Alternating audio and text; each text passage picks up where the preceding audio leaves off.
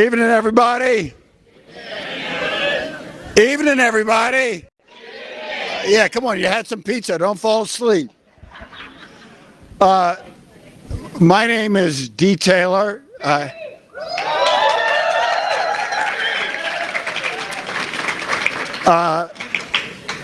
been around here a long time. That's the only way I know how to put it. Tonight, we are going to talk about something that, frankly, very few in our union have dealt with, which is to go out on strike and not knowing when you're coming back in. So I want to point out some of the distinguished panelists we have tonight, and I say distinguished in all sincerity because their courage, their tenacity, and frankly, their solidarity is really only the reason why some of us are here tonight and why some of you have the union. So I'm going to go from left to right, if it's okay. First, we have Mario Sandoval. Mario was a horseshoe striker. He's been a member of our union for 33 years.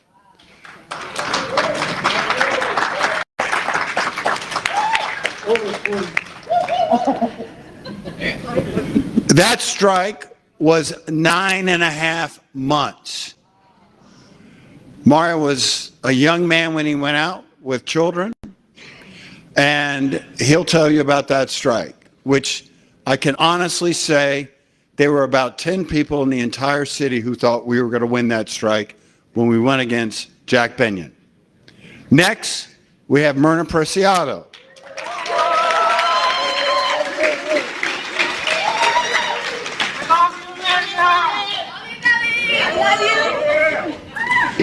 Myrna did double duty.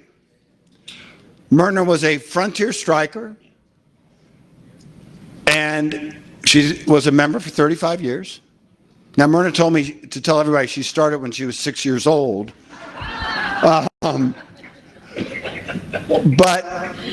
Myrna not only was involved with a 6-year, 4-month, and 10-day strike, she also was one of our lead organizers when we were organizing the MGM Grand Casino in a gigantic epic fight. So think about it. She would get off the picket line and then go to the MGM Grand, work to organize workers, and that was a very difficult campaign, and she did that year after year. So we have Myrna Preciado. And I'm really proud that we have a new member of strikers here in Las Vegas. Pasetta James was a virgin striker. And listen, she was only a member for a year. So the idea that you are a new member and you have a bunch of organizers coming to you to talk about striking around the holidays, remember it's Thanksgiving and Christmas, to go out for 69 days, she allowed this union to bring back the threat of a strike which we had not had in over 20 years. So Pasetta James. And then we have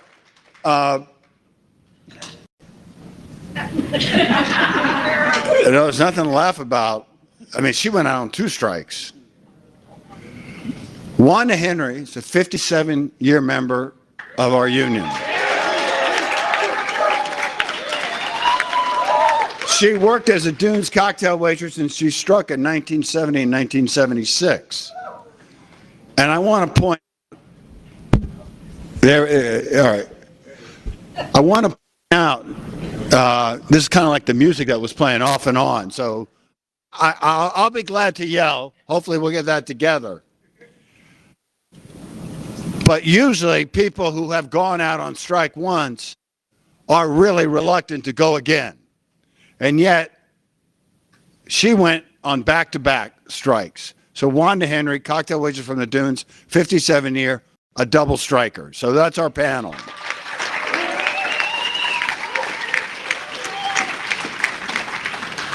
So We're going to ask some questions. The first question I have first in the audience, how many of you not have picketed, don't give me that, how many of you who have actually been on an open-ended strike, raise your hand? Okay, we got a few. That's great. So here's the first question I have.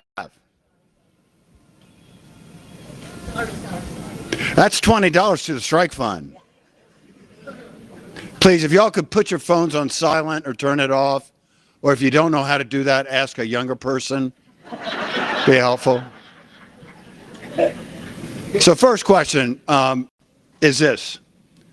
What would have happened if you and your coworkers had not gone out on strike at your property? I'm going to ask Mario that first.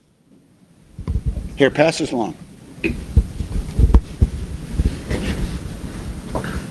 I can say, hello? Okay.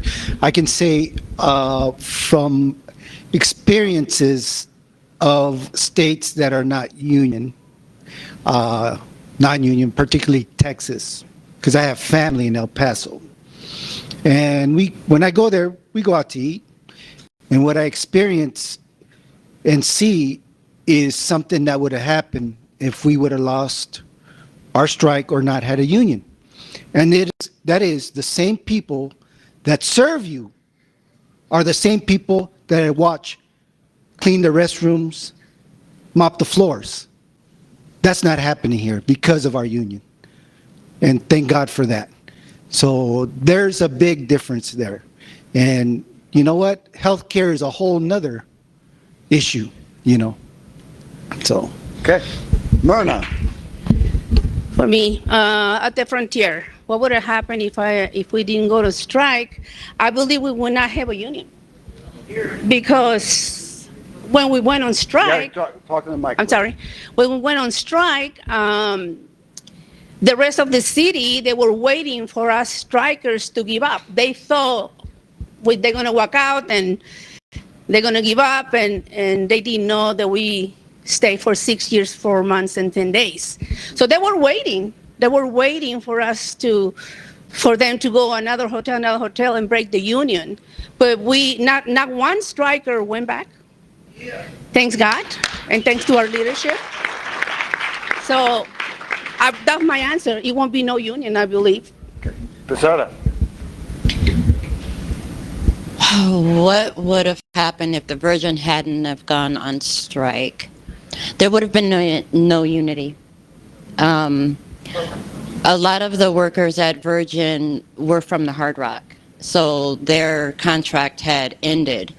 And a lot of them thought that it was hopeless, that Virgin would never cave in. And with all of us together, we showed them that we have the power.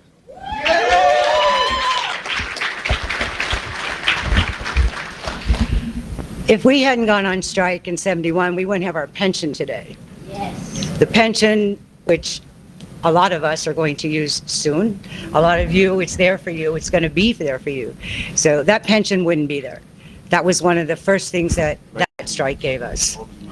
Got to hold the mic. Hold the mic. Hold the mic. Yeah. So anyway, that's my feeling, was that strike gave us our pension today. So that was one of the beginning things of our union and workers standing together and fighting to make our union better. Great. I'd like to ask this to Posada first. How did you talk to your family and loved ones before and during the strike? Because when you strike, you're not striking alone, you're dealing with your family. And I'm curious how you did that and what was the reaction, etc. So when I was first told about it, I was like, no, I can't do it. I can't afford to do it. And then I prayed about it, and then I thought about my children, and then I talked to my husband, and my husband was like, you know what? I have your back. Whatever you want to do, I am going to stand behind you 100%. So then we talked to the children, and basically told the kids, you know what, there's no Christmas presents this year. We have to step out on faith and do what needs to be done. And they said, okay, we got you, Mom. We are behind you 100%.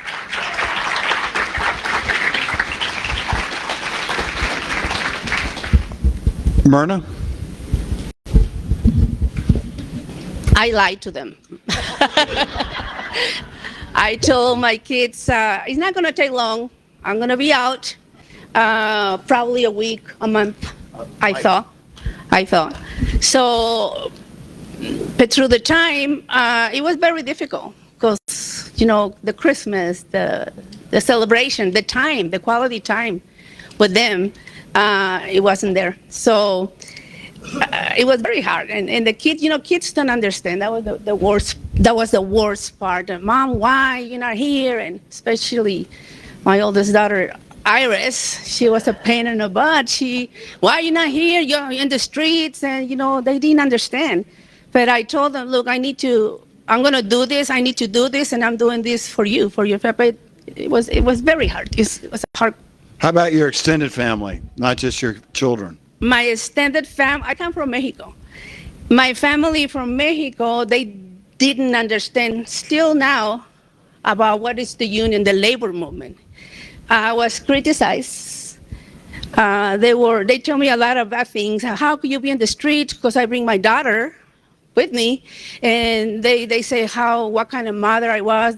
I was very insulted with my family, except my mother. When I get arrested, my mom used to come here and take pictures. So she was so pissed off that she got a picture when I was getting arrested and put it in the living room. So there you go. So the rest of the family, they didn't understand. Mario? I'm sorry. How about when you had to talk to your children and your extended family? Well, for me, it was pretty easy because I was a young family. I had my wife. I had my son that was 3, my daughter that was 1.5 maybe. And for me, it was all about insurance. So to me, it was like a no-brainer. I mean, it was because Jack threatened to just take our insurance. That's Jack Binion, the owner Okay. of the Horseshoe at the time. He just threatened, once the union's gone, you're going to lose your insurance. He didn't hide it at all. It was gone. And I'm like, I got a young family, I need that insurance. At the time, the insurance, and it's still to this day, the insurance means more to me than what I make in money, because I have more to lose without insurance than with insurance. So that's my goal in life, to advocate for insurance at any cost. And I will do anything I have to. And at that time, I was in an apartment. I did lose the apartment, so I ended up staying with friends. But you know what? I'll do it again, because this is a cause for me that is worth fighting for, and it's more so today than any other time in our life, unfortunately. The cost of insurance it's ridiculous. It should be a giving right, not for us to work for like that. Okay. But thank you. Okay, Wanda Henry.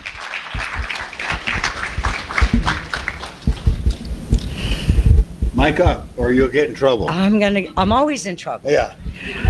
So the first time I went on strike, I had 2 babies. I was a single parent, but my father, oldest is 6, he was always on strike when I was a kid growing up. And, Mom, where's Dad? He's on strike. Well, so hearing that all my life, when I came to Las Vegas and got a union job, I called him. I said, I got a union job. He said, get your contract.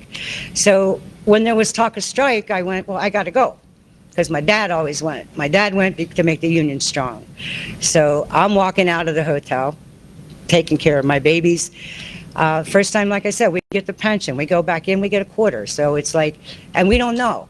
Back in that day, there was no Taylor, no John Wilhelm, no Ted, no Geo to help us organize. We were just told we're going on strike. And we went.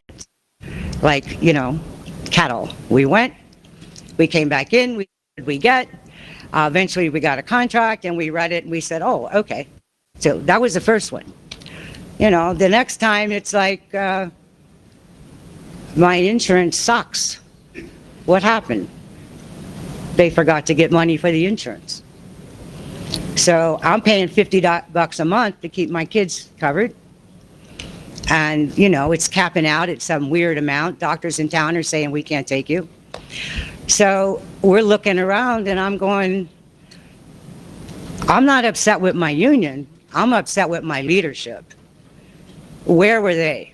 Where are they? Why aren't they talking to us? Why aren't they helping us and telling us? So that begins my looking around to say, how do I help my union? What do I do? How am I going to make my union stronger? And 89 comes around. Detailer, John, they come to town, and we start hearing people talk to us about our union and how we're going to make our union stronger. And that becomes the time that I say, I want to be a part of this. I want to step up. And that's what I did. So going on strike takes everything you have in you. You're ready to go. You're going to go. And the day comes and you go to walk out the door and you're really scared. Your bills go through your mind, your kids go through your mind, but you know it's the right thing to do. And once you get on the street, there's a lot of tears, but we're together and we stay together. And that's what makes us strong. So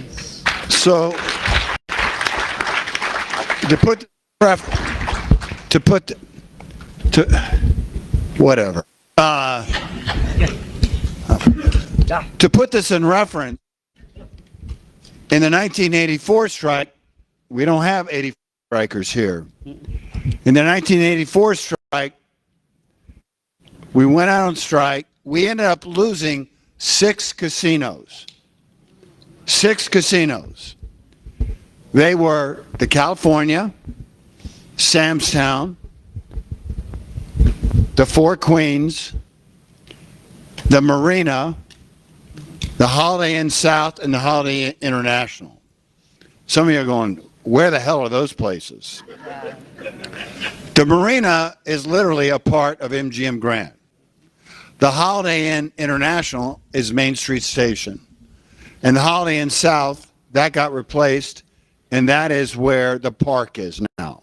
But we lost those places because those people were out for over a year on strike, and then they had decertification. And I know many of those strikers, they lost their homes. They lost their marriages, et cetera, et cetera. So we lost strikes in 84, a little bit what Wanda was referring to. So I wanted to put that in context because I think it's important. Going out on strike, people who came after, like Mario and Myrna, they had seen us losing strikes, not winning strikes, just as a reference. Now, I have a question for every here on this panel. Were there workers in your properties who you thought were going out and they stayed in, and you had people who you thought were going to stay in who came out? Did you have that in your properties? Pasetta, you first. I did. We did. We had 2 unfortunate individuals that did not stick with us. We tried to talk to them, told them, you know, together is stronger than, you know, being apart. They figured that their bills and what they had going on was way more important than what the collective would bring. And unfortunately, yeah, they found out the hard way. They went in, they didn't come back out, and I mean, in the end, they won, but we fought for that. You know what I mean? They didn't, they gave up, but they still got it anyway. And to me, that's like, I don't think that was fair. You know what I mean? Like, you could have got some of it, but not all of it. You know what I mean? You can get this, but you can't get what we fought for. You know what I mean? You can get what's coming to you as far as what the contract would bring, but all of the back pay and all of the, the English that we were out on the eating, outside of the hotel, thanks to, you guys, the union, to us. But it wasn't a family anymore. It was like a part of our family was missing. So did you have people who you thought were going to stay in who came out? No. Okay, good. How about you, Myrna? I work in the Mexican restaurant, and every single one in that restaurant went on strike. We organized them. But yes, we have some. They did say we're Mic going. up, please. They say I'm going to be there until the last moment. I believe in them. I do. Okay, we'll see you there. We'll see you. And they didn't show up. And people, the beautiful thing about this is when we won the strike, we went back and they were right there, like chicken shit, in the corners because we won. They were there.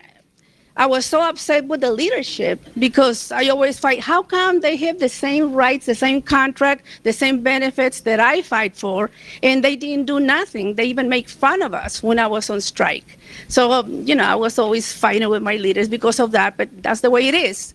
So, yeah, they stay, and they were scared, and they did help me, though, after I talked to some of them. They did help me sign some of the scabs. I said, this is your job. Now you stay. Now you pay. You do this. So, Mario. I'm sorry, Mario. So I want to thank, just so, we tend to romanticize.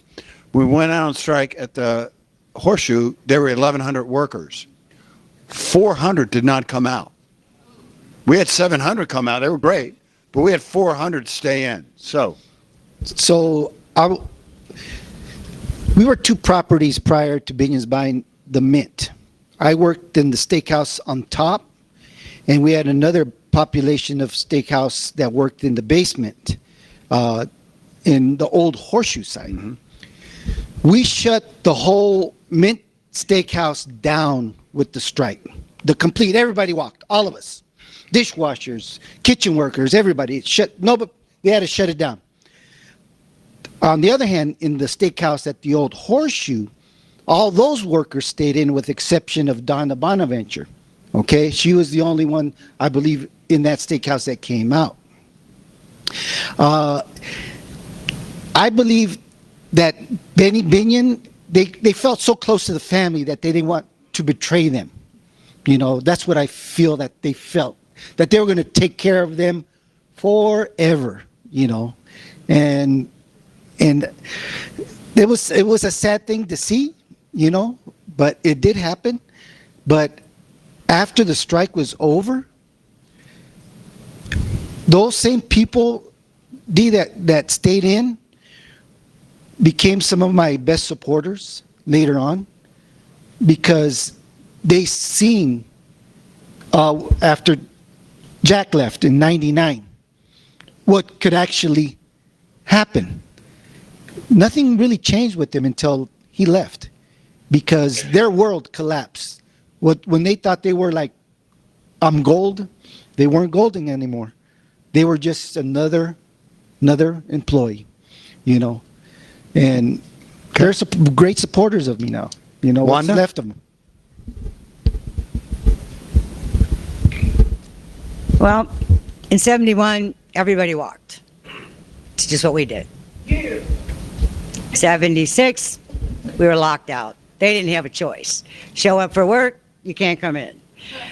The hotels, a few of the hotels had actually gone on strike. That was the plan. And then the corporations decided, we're going to stick together. We're going to lock them all out. So they shut the strip down. And we're on strike. Just because I'm locked out, I can't get unemployment, right? I got to go for strike pay. So we're all out walking, and the strip is dark, and we won. We pushed the corporations back. We pushed back. But like I said, some of the other hotels, people stayed in. At the Dunes, they didn't have a choice. They locked us out. we were all out. So, Just so everybody understands, because we use a lot of terms here, a lockout is when the employer says nobody can come to work. And they did that in solidarity with the other casinos that had strikes going on.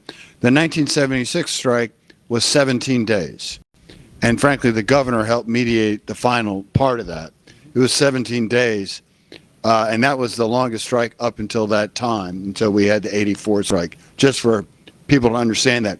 Now, I have a question, because in some of these, in at least these three, not in Wanda's experience, what did you do when you went back in dealing with those who stayed in? Not the first day, but over the next several weeks and months. Because when you've lost pay, you've been out, and you haven't provided for your children at Christmas or Easter or Halloween, and you've had to rely, frankly, on the food of the union. And just to put this in reference, in the 84 strike, people got $50. We doubled the dues for the Frontier and the Horseshoe, so they got $200. And then, frankly, the Virgin was a whole different ball game, because they were the only game in town. They got $400 to $500. But what did you do when you went back in with those who had stayed in, who were going to get the same benefits that you had just won? I smiled. I said hi. I told them congratulations, and then I went and did my job. I'm dying to answer that one. Yeah, I have a hunch you just didn't smile. Remember, Mic up, please. we have scabs, people who went to work at the Frontier while I was with my picket sign with the rest of the strikers. And we always used to go outside when they walk out, and they make fun of us. They make fun. We're with the picket sign, and they used to come out and show us. It was a waitress that she came up with my uniform, and she showed me the money. Look, and I was outside. I said, one day I'm going to come back. And one day, G always kick us, move from there. And I said, one day, awake and asleep, I'm going to go back, because I knew I was going to win. I knew. I'm going to go back. And I was ready when we had our victory. Went back, and my dream is this is time. I went, and our Joe Doherty, who was our leader of the strike, I said, oh my God, you know what? I cannot wait to go there. And he said to me, I never forget. I was bad. I was bad. I said, I'm going to go get her. And he goes, Myrna, you're going to go back, and you're going to organize them. Organize the scabs and the people who stay there. When I speak it, I was upset again. No, I'm not going to do this. To the time I did. I organized them. All those scabs. And that lady with the uniform, do you remember her? Who make fun of me. It was very hard, but I get close to her because my leaders pushed me, and she became a shop steward, and she signed all the scabs, all of them.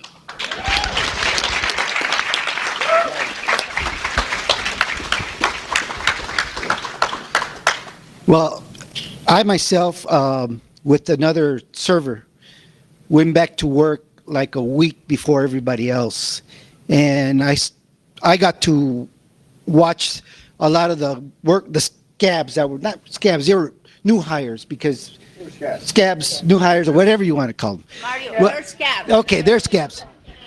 But I got to watch. Well, we really don't make a difference between those who just got there and those who stayed there. They're scabs.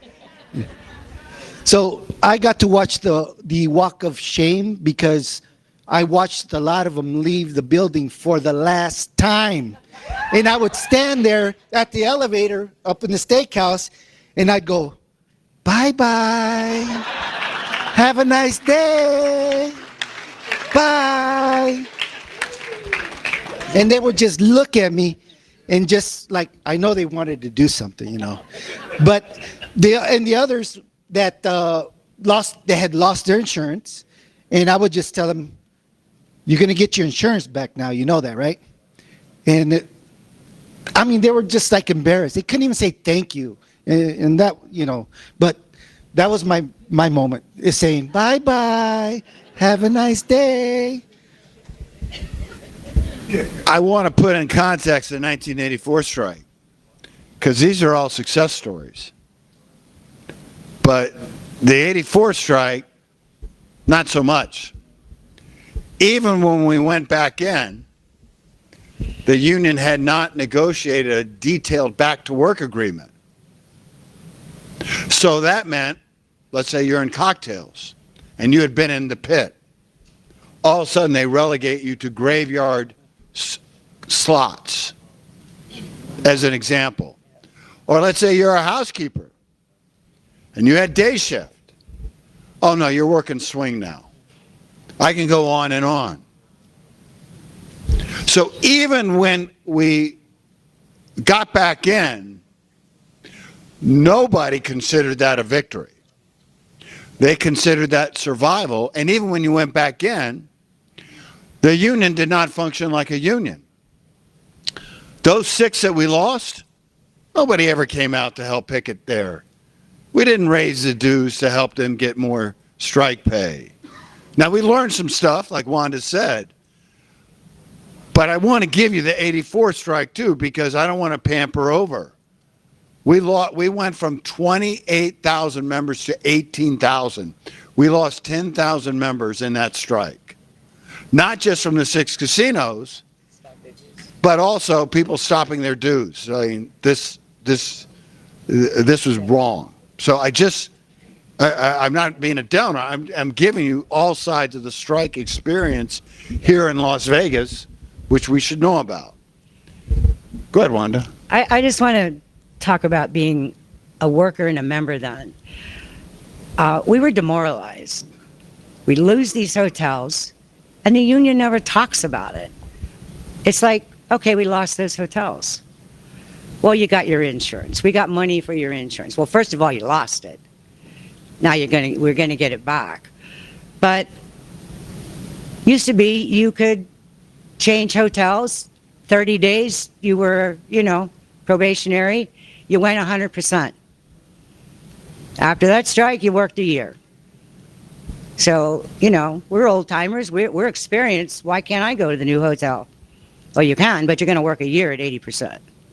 And then we lost some classifications. So it was like, okay, we're going to give you your insurance, and we're going to let all these people, they're not going to have jobs no more. They're gone. We're not going to worry about it. The membership was demoralized. People stopped paying their union dues. And when you would talk to people about the union, they would go, I don't want to hear about it. So when my shirt says union again, that's what 89 was. Rebuild this union and make it stronger. And that's what we did. And that's what you're all a part of today, one of the strongest unions in the United States. So I'll start with Myrna, because she had the longest strike. What was your most difficult time on strike? So many difficult times. Winters, having my daughter, my youngest daughter, she's right there with me. People passing by calling me names. Bad mom. Ooh, I don't want to cry. Memories. That was very difficult. They call me bad mom. And my daughter, she didn't understand. She said, Mom, why they call you that? And they call me bad names too. She didn't understand. And I say to her, Mija, what I'm doing is for you and your sister. But for kids, it's very hard. Difficult times, winters. And it was Station 2, a little thing that we have. And it was snowing in 20 of us where we was right there like pigeons. But it was difficult, but we all have fun. I believe in my philosophy, you have to have fun even in difficult times. That's how we survive. We danced. It was quiet in winter, and I said, this is too quiet. We need another rally. I thought doing a rally at the union, it was going to be just make a call. Hey, unions, come and give support. I thought it was that easy. I didn't know how hard it is but then difficult times, and then when I see other unions coming and backing us up, And then another rally, and a lot of people from different unions, different shirts, and that's how I knew that I was going to win. In difficult times, our leadership talked to us, and they say, listen, we don't know how long it's going to take. The money's going to be less, but we're doing this for you at the frontier and the rest of the city. And at the beginning, I'm like, the leaders, they're going to be there once in a while, and then they're going to disappear. Really, I didn't trust them too much. I didn't know. But they were there from the beginning. Because I remember Dee with short shorts. With his daughter right here and Babette on all the time. Ted was very young. Gio was my general. And those difficult times, we survived, but they were very hard, especially my kids. Mario. Well, that Berta hit it right on the button. It's not being able to provide adequately for my kids during the whole strike. It really bothered me. The winters, hot summers, or customers that I would take care of on a normal basis would come by and they go, Mario, what are you doing? I'm fighting what I believe in, you know, and they would just turn, walk away. But I knew what I was fighting for. So I just kept on the fight, you know. And then a lot of times we'd be out there when we were out there long enough, 5-6 months, we used to start getting this group of coyotes. We call them coyotes that would take off, disappear on us, and we have to go track their asses down and end up in that what is the one, the Pioneer or the Alligator Club on the other side of a horseshoe. What are you guys doing?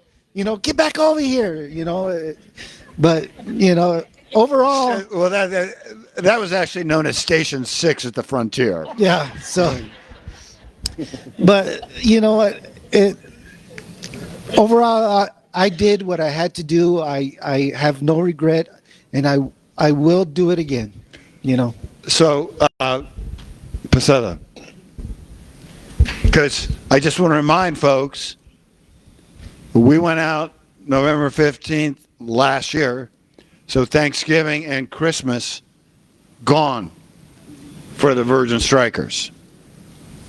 The difficult part for me was to not know if I was going to have enough to pay rent. We lived in a weekly, and you literally have to pay rent every week or you will be evicted.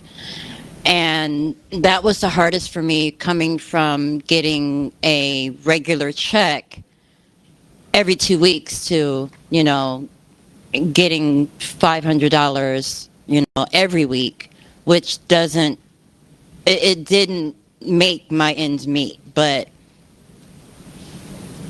the faith that I had and the backup that I had as far as my family goes, my kids were like, we don't need Christmas. Somebody else can go get Christmas shit. Excuse my language. They understood that what we were doing was for them and for their children and their nieces and their nephews, as well as us. So they knew the stakes, and they were happy to do it. So. And I had 4 strokes. That's why I couldn't do it. But I was there when I couldn't. Yeah, and so that was really a difficult time for me, for us.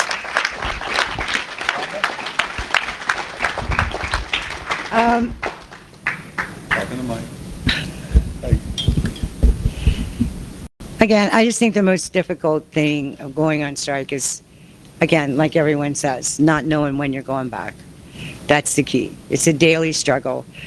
Fortunately, we had the union. They had the union behind them. We didn't. You know, we just didn't have the union. You didn't have that feeling of being protected. Call the union, ask what's going on, they'd hang up on you. You know, it was like, you know, what's happening here?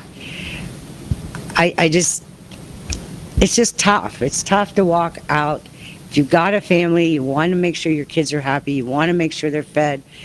And like they said, with the holidays, it's like you want to make sure you're giving your kids everything you can. But one thing I know, through these 3 strikes, this union was there. To the frontier, there were parties, there were Christmas parties. At the Horseshoe, we had weddings. There were barbecues. Same thing at the Virgin. Lots of food, lots of dancing. Yeah, it's hard. Yeah, your heart's breaking, you're worried. But there's always this piece that here comes the rest of the union. The rest of the union's coming. Here come the other hotels. Here comes, the Teamsters are coming. They're going to walk with us. At the Horseshoe, when the mail carriers came for a convention, I swear, and Dee agrees, it broke the strike. They surrounded the Horseshoe. It was surrounded. I mean, I was amazed there were that many people at a convention. They were all downtown. And it just makes your heart feel so good that other people are there. So when a hotel's on strike and we go to the other workers in the other hotels and say, please come, walk for an hour, walk with us, that gives these strikers hope. So that's how I view these strikes. So I have another question for you all. This is a personal. How did you maintain your courage? Because the only difference between fear and courage, anybody says they're not afraid of anything is either lying or crazy. Courage is you're afraid, but you still do it. So I would like to start with Myrna, since you had the longest strike. And by the way, when we went on strike, we didn't think we were going out for 6 years. I thought it was going to be 1 month. Really. Courage. This is hard to believe who don't understand the labor movement, but the longer it took, the stronger we was getting. Hard to understand, correct?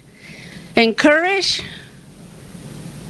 I always feel that I'm not alone. Our leadership came and changed our union from a representing union to an organizing union. And I knew that I was going to win. And that gave me courage every day when I wake up and go there, that every single striker, my brothers and sisters, that we become family, we were strong. We were very strong, and we didn't feel, if somebody was kind of like losing it, like, oh my God, because it was times that I feel that way too. What am I doing here? I want to go back, normal, make my regular money. But it was other strikers who give me that strength. Or vice versa. Sometimes I see others crying and saying, this is too much, I cannot handle it. And we all, it's something very beautiful. We become family. And they give me courage, and we give them courage. Our leadership, Joe Doherty, Gio, my guardian angels, they always see me. Sometimes I'm going down, and Gio, I don't know, you guys, everybody knows Gio. Gio, she's not the person to say, okay, look like this. She goes, come on, Myrna, let's go for a walk. Well, let's go walk. She was the general, and I'm like, oh shit, well, what are you doing? And that really helped me. I criticized her at the beginning. At the end, I become like her. I become a general like her and pushing others until now. So I don't know if that answers my question. So what allowed you to maintain your courage? Because a 9.5-month strike is not a short strike. No. Well, I'm a immigrant. I came with my mother, here in 1969, September 28th. We didn't have much. My mom was a single mom, so she struggled. So as a worker, when we went on strike, that was something I had to do. I was not scared because I've gone without already. I knew what that was like. But it was my kids that gave me the courage to go on. It was my kids that I fought for so hard. And I see I'm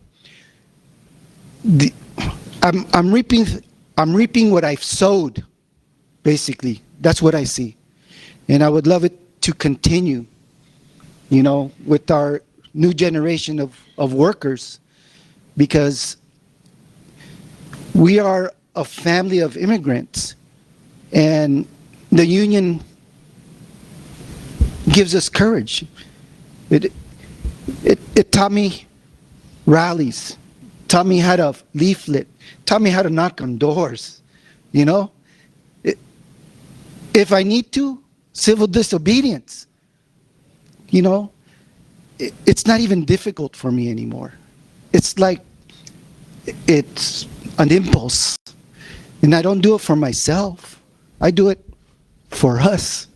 I do it for us.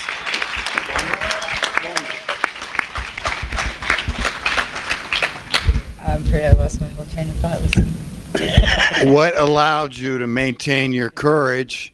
If I remember correctly, earlier in this, you said you had 2 very young children when you went out on strike. Like everyone else up here, we're looking to the future. We're building a future, and it's not for us, for our children, and to see them raised and see them have children. So that's the only reason any of us fight. I mean, we all talk about our insurance, but yeah, we got to have it. But we want tomorrow to be better. So we have to be strong, and we just have to go do what we have to do to build this union and be strong. That's just how I feel. It's just something we all have to do. So. Okay, we've been very serious. I want to know the most fun you had on strike, because I know we had some fun. And let me just say, for the record, we have a lot of people who do not dance well on the picket lines. So let's start, Pasada, you. Most fun. The most fun I've had on the strike was when Virgin put up the borders, and they thought that they could drown us out. Explain that to folks. Okay, so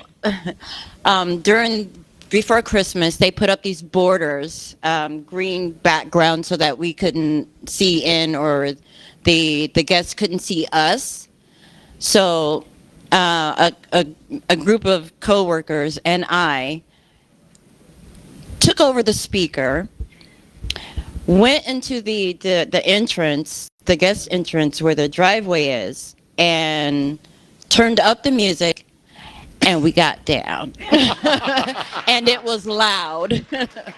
And everybody that came around us joined in. And then there were cars coming through that were honking, that saw us. And a lot of the people that were in the hotel came out and danced with us, it was awesome.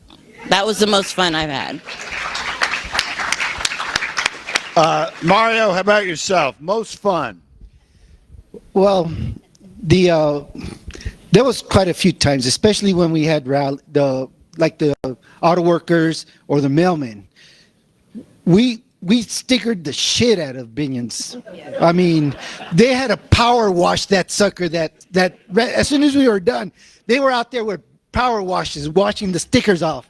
I mean, but I'll tell you what, almost every time that there was a extra help on the line, or we had some kind of march or rally on the street over there against Las Vegas High School over on that side, I mean, it was just, it renewed your spirit of what you were doing, what you were fighting for. And honestly, it was fun to do things like that.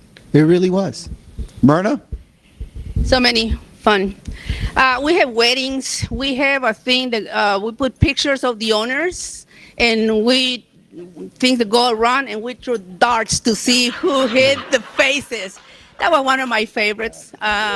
We did a lot of dance. The Lardy, when we was in line, picket line. Yeah, the Lardis were the owners of the Frontier.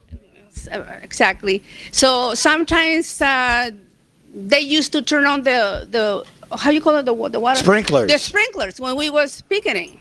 Yeah, and we find out after that Mr. Ilardi, that was his things to go and turn on just to see us get wet. He thought we was gonna feel like bad.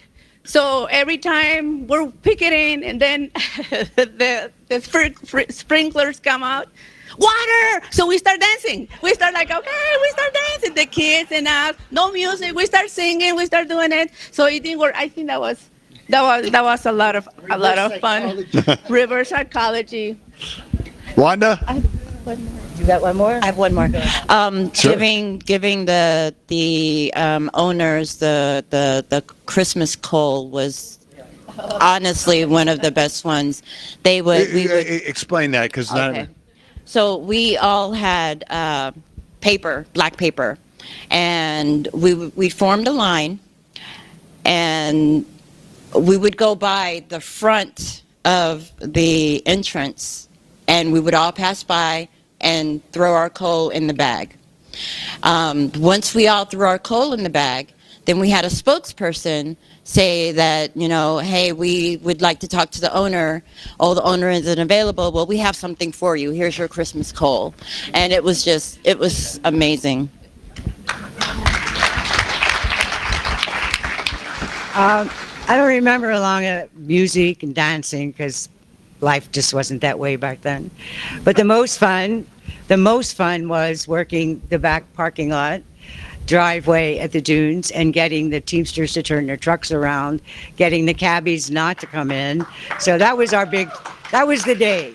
If you could turn a truck around, a delivery truck, any kind of truck, if you could keep them from delivering anything, and the cabs would pull up on the street and people would have to get out on the street and walk in.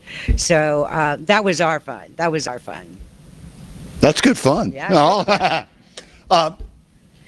If you were going to give advice to folks who had never been on strike, what advice would you give a member about getting prepared or going out on strike?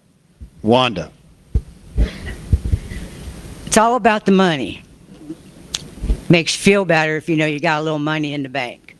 So you sort of have to feel the atmosphere, listen to your organizers, see what's happening in your hotel. Does it look like we're going on strike anytime soon? Start putting some money away. Talk to your family, get them ready. Get yourself ready. Because, again, it can be a 4-day strike. It can be 6 years. We just never know when we walk out the door. But I learned real early, if a contract was 3 years long, when it was up, I start saving money for the next 3 years because I didn't trust our union at the time. Not our union, the leadership. So that's pretty much what it is. Just make sure you got some money put aside. Your family's aware of what's happening down the road, and just be strong and go for it. But fight. You want to fight before you walk out on that street. If there has to be a meeting or you have to go see the boss, you see the boss. You go to the meetings. You do everything you can do in your hotel to avoid going to the street. But in the back of your mind, you always know that's where I'm going to go. So.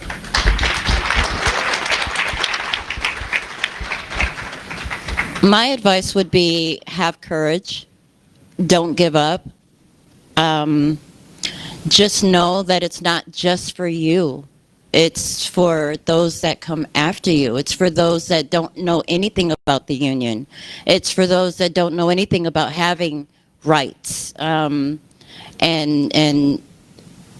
it gives them courage to know that they have somebody for them. May I? Go ahead. Have faith.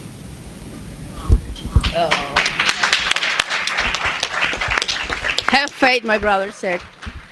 I think for the future fighters, I will be very honest with them, like my leaders were with me when I went on strike. They told us, we don't know how long it's going to take. The money's going to change. It's not going to be easy. And you're not alone.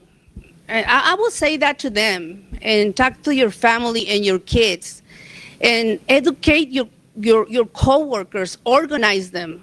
Like Wanda say, our union before, it wasn't a union who organized. Now this is who we are, not just all of us, organize. Talk to your co-workers. You think what you're doing is for your family, for your kids. You're not helping nobody but yourself, because we have to think about the future. We have to think that the union have to continue, and it's going to continue thanks to all of you guys who is here and the ones that were here before. So I think that's what I will tell them. Just be very honest with them that it's not going to be easy, but it's going to be a victory because you're not alone. There's going to be detailer again with shorts, maybe, I don't know. That is a very scary thought nowadays. Mario, your advice. Well, my advice is probably the same as I would give any young person. Try not to live beyond your means because we see that more and more often today. Have a cushion. Always buy your vehicle after you sign a contract, not Absolutely. 2 months before it ends. Because that's what gets a lot of young people in trouble is living above their means when a contract's about to expire. And that's a scary thought because that can keep you in, keep them in. They think about the money at the moment, not their future. And you know what? That's what they need to think about is their future. Not today, not as much. But So, before we get into questions, what I'd like to do, though, is we actually have some of these panelists' families here tonight. Could you please stand up, the families of any of the panelists? Stand up.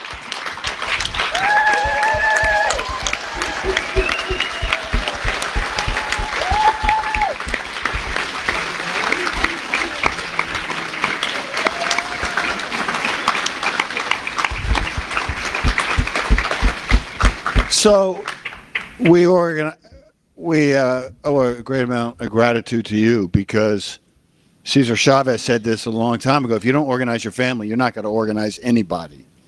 And obviously the work that you did in supporting those who are up here tonight, and obviously we have tons of strikers who had family members did that. We owe you a huge amount of gratitude. Now, we can take some questions. Be glad to take questions because these panels were about our experience over the last 90 years. We had, obviously, the first one about women in the industry, extremely moving.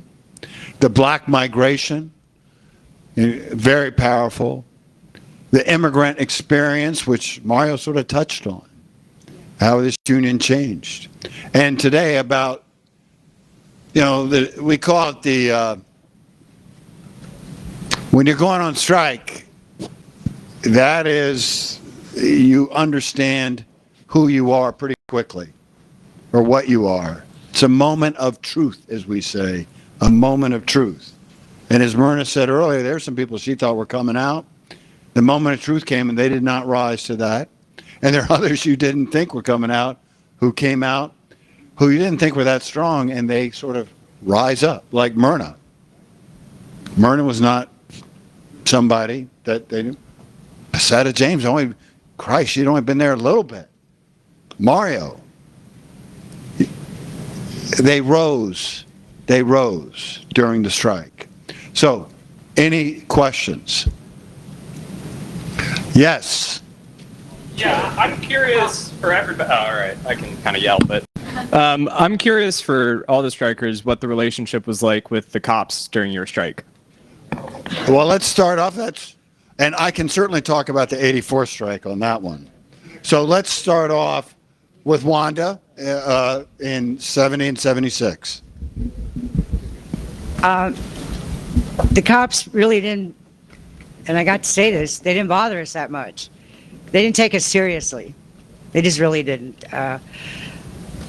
We didn't have that much trouble. We didn't have what I've seen through the rest of these fights. The Horseshoe.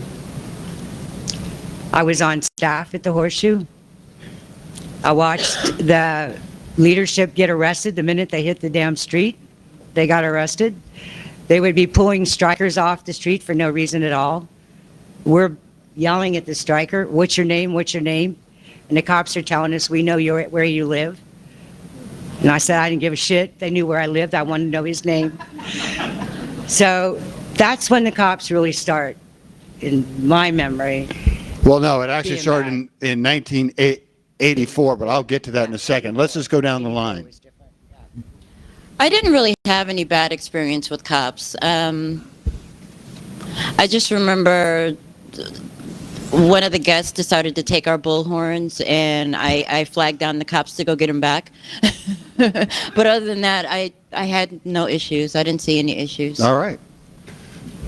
Frontier. Frontier, we have bad experience, better than the Horseshoe. I know things changed, but they were bad.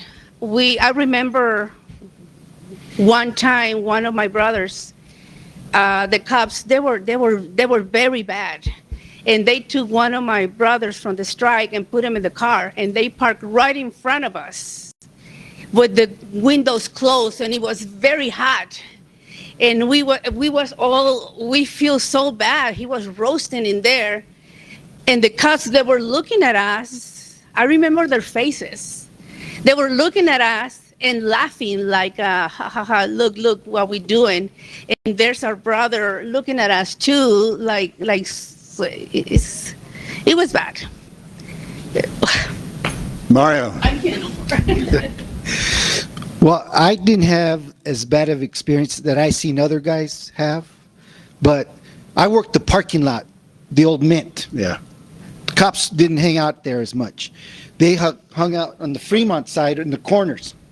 But when we had little, let's go gather up in one of the corners, I would leave my parking lot and go out to the front, start yelling. This is before I got sick.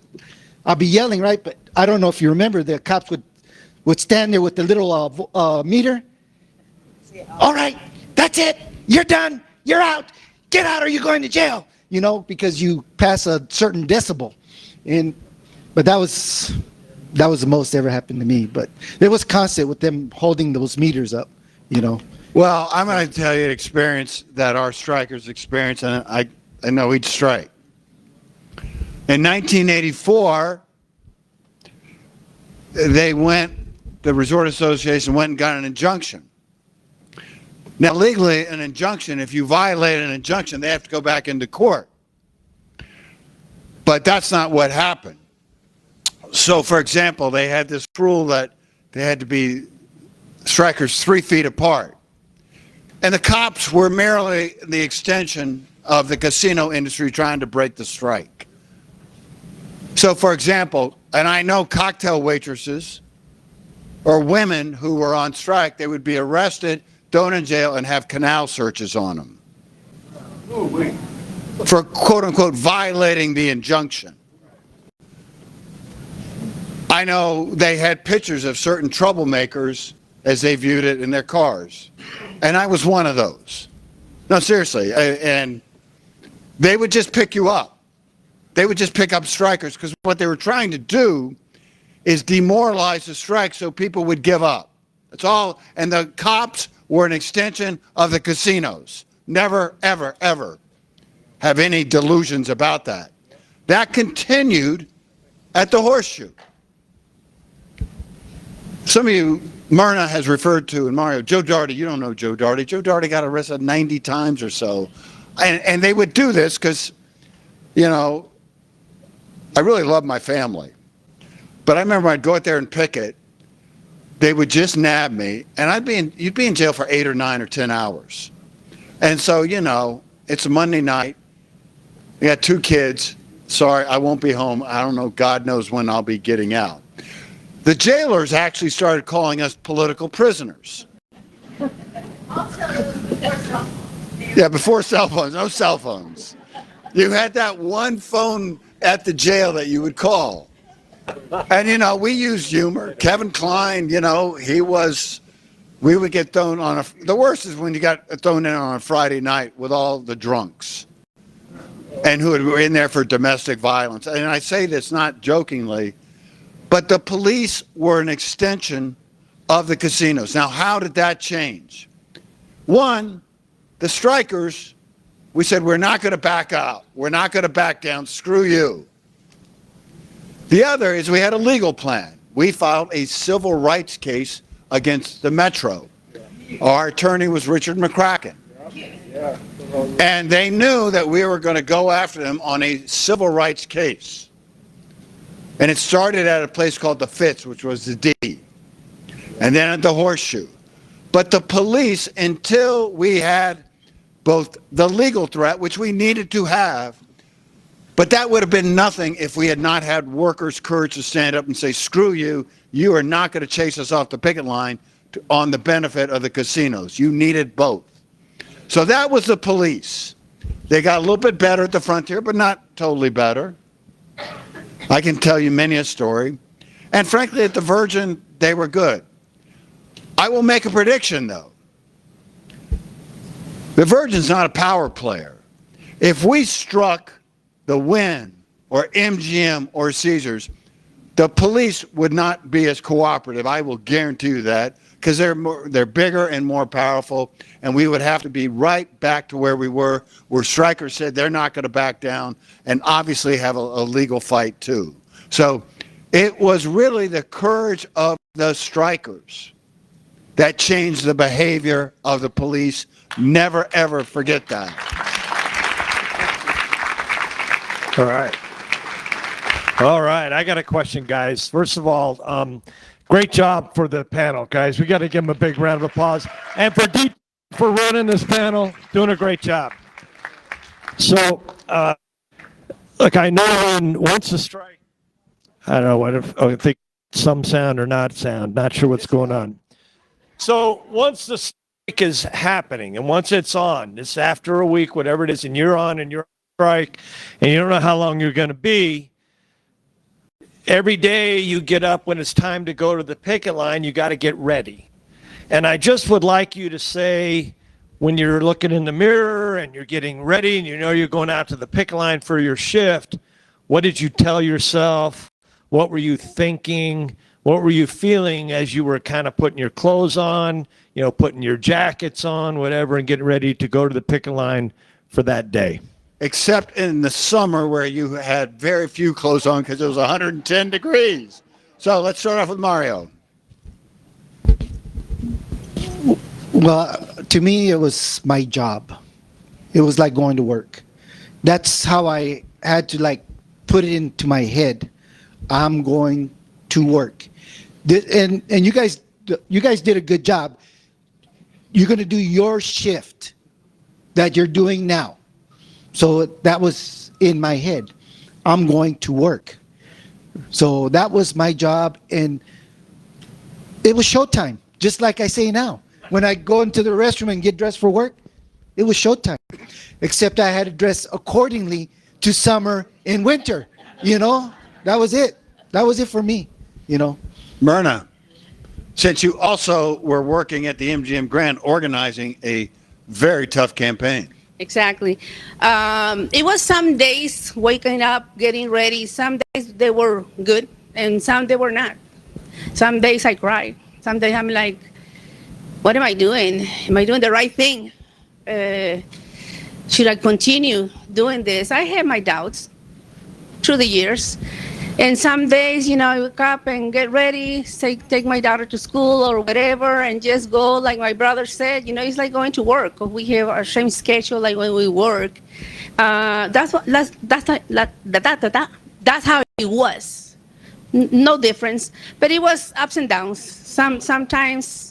Sometimes, but I never call in.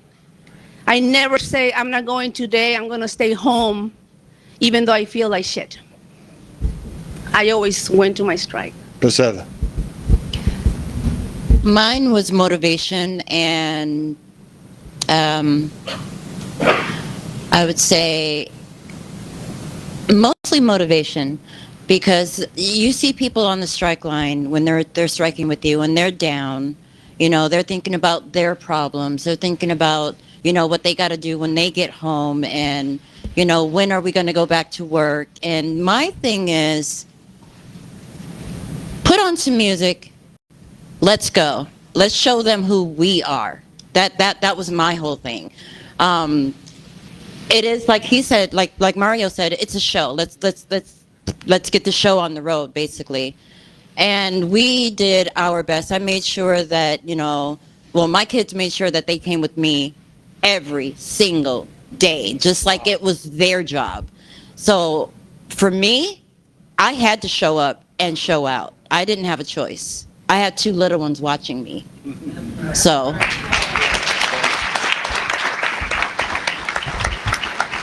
Yeah, I agree. We've all worked 8 to 4, 9 to 5, 10 to 6, whatever, all our lives. And now you're on strike, and it's the same thing. You're going to work. It's a little different job, of course, but, and of course you're going to dress for the weather. That's what you're, but to me, it becomes a job. I don't know how long I'm going to have this job. Somebody can fire me if they like and let me go back to work, but it's a job. And that's how you have to look at it. But when you're out there, it might be tough leaving the house and getting there, but once you're there, you're with your family again. We become family on picket lines. You need money, I'll give you a little money. You need some food, I got extra food. So you have your family, and then you have your strike family. And most of us, the hotels were smaller back in my day. We were family already in our hotel. We come from out of state, out of the country. This was our family. So when you're on the strike line, that's your family again. So yeah, you're going to work, but you're going to help each other. So I want to point out that Ted was a horseshoe striker too. Other questions? Yes, please stand up. I had the opportunity last year to stand on the Virgin picket line, and we had just freshly were in the fight at the Fontainebleau, and the late Miss D said, "Matthew, get on the picket line. I need you to show up." And at what point does fear become faith? For me, what I experienced when I seen black, brown, all come together with a common purpose and a common goal to stand on that line in the face of opposition, in the face of politics and different barriers that you all had to face on the Virgin. And so at what point did you continue to find motivation and reasons to stand on the line? So I just, because that mic was going in and out, and I hate to interpret because you're a better spokesperson than I am. You got to say that. What allowed you to move into faith into motivation to stay on that picket line? Go ahead, Mario. Well, you sound like you're a man of faith. Preacher by nature. Well, in my case, it was David and Goliath fight for me, because Goliath was the horseshoe. We thought he was going to be unbeatable, but you know what? With John Wilhelm, D. Taylor, Joe Doherty, Roxanne, a lot of other guys, just speaking with them, you learned that united we stand, divided we fall. And we stuck together, and that's the way it's got to be. And the colors, again, we are a union of immigrants, many nationalities, many colors. And you know what? The union has given us the tools to work it. Rallies, pickets, civil disobedience. Those are things that we use as individuals to fight. To me, is the system of hotels, because they got the money. Some of them, and Binion's family had unlimited money, but you know what? We stood united, and we overcame. That's all I got to say. Because if we didn't try, we would have lost. We would have lost, And anybody else want to follow up with that? Please. Very quick motivation for me going to the strike. We become family But my family was people. We work in the hotel. And I never knew them. I was a food server, but the porters and the housekeepers and the bartenders and everybody.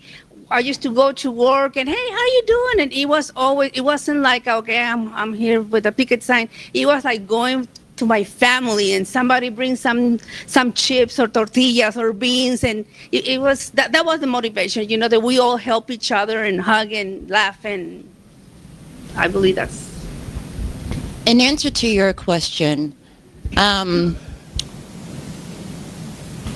ever since they found out that we were going to go on a strike, I would always tell the organizers, no. I'll talk to you, next week, or I'll go home and I'll think about it, or, I'll let you know when you guys come back, or it was never a solid yes. So when I went home and I talked to my husband and I talked to my kids, I prayed about it. And I asked God literally if this is the right thing for me and my family. Am I doing the right thing? Should I stay inside? Should I go outside? I don't know anything about the union. I just got hired. I have no idea what's going on. And when I went back to work the next day, one of my coworkers said, sis, I don't know why, but something told me to tell you you'll be all right. My husband told me the same thing. I heard it 3 times. And then I got a vision of God walking on water with his hand out, saying, come to me. Come to me. Don't look down. You walk by faith, not by sight. So I wouldn't want to follow that. I don't want to follow it. Yeah, you're smart. Don't follow that. You just let that rest. That was good. Any other questions? We recognize the families. I would like the staffs that actually worked the picket lines, that was their chief responsibility, to please stand up. Please.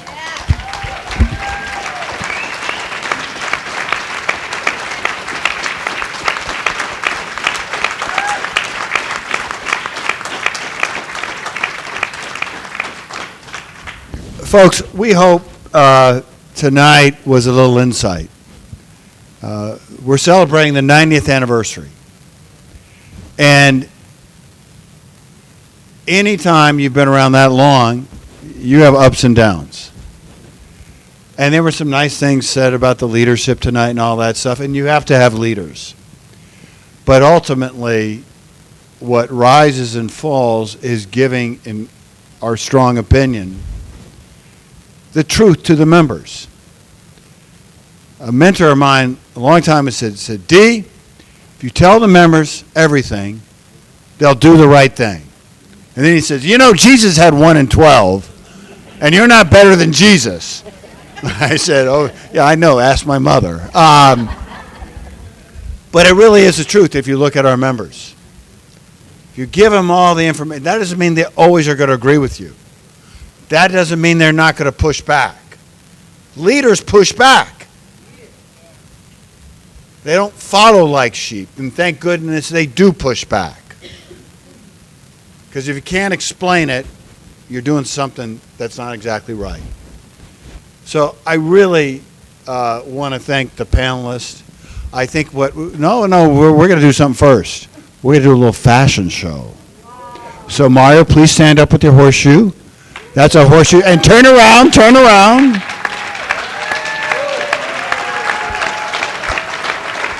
That shirt was when we did the march down Fremont Street with the Reverend Jesse Jackson in July of 1990. Myrna, please. You got the jacket, the Frontier jacket.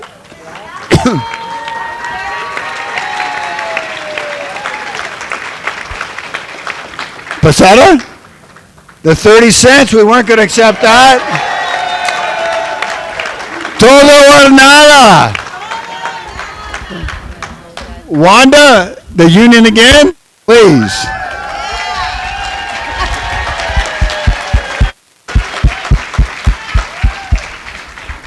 Now, I will But I just want to say pesetas fits perfectly.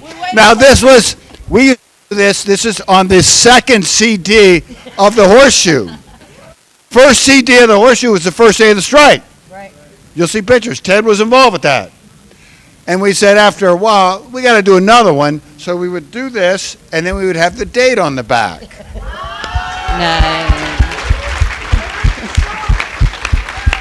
I will just say, for some of us, these shirts are a little bit tighter.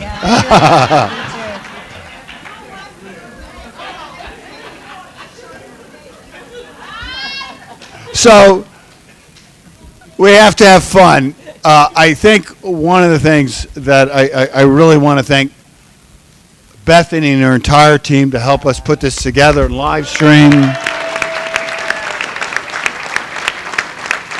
I want to thank Ted and Diana and Terry for allowing us to do these panels in the 90th Gala. I think that's a really important part. And most importantly, I want to thank, obviously, our members and these great strikers. Let's end up like we always end up. Everybody stand up.